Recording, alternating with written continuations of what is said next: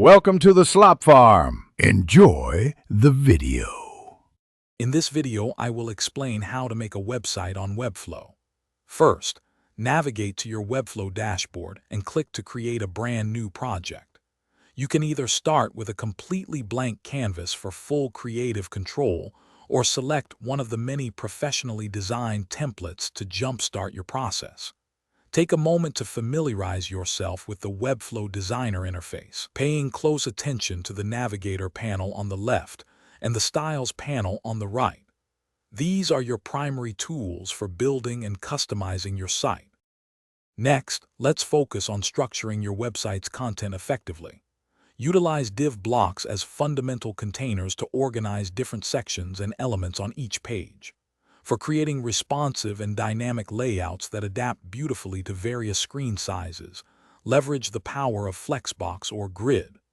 Once your structure is in place, begin adding essential content components such as clear headings, informative paragraphs, and engaging images to bring your design to life.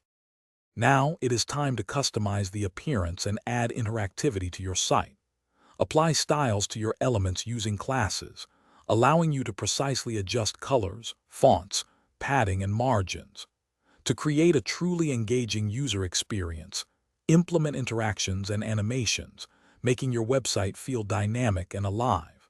Crucially, always ensure your design is fully responsive, looking fantastic and functioning perfectly across all devices, from large desktop monitors to small mobile phones. Finally, you are ready to launch your Webflow website to the world. You have the option to connect a custom domain name that you own, or you can utilize Webflow's convenient subdomain for hosting your project. Before officially going live, thoroughly review your entire site on at least 3 different devices to catch any last-minute adjustments. Once you are completely satisfied, simply click the Publish button to make your incredible new website accessible to the public. Thanks for watching. Consider subscribing if we helped you today.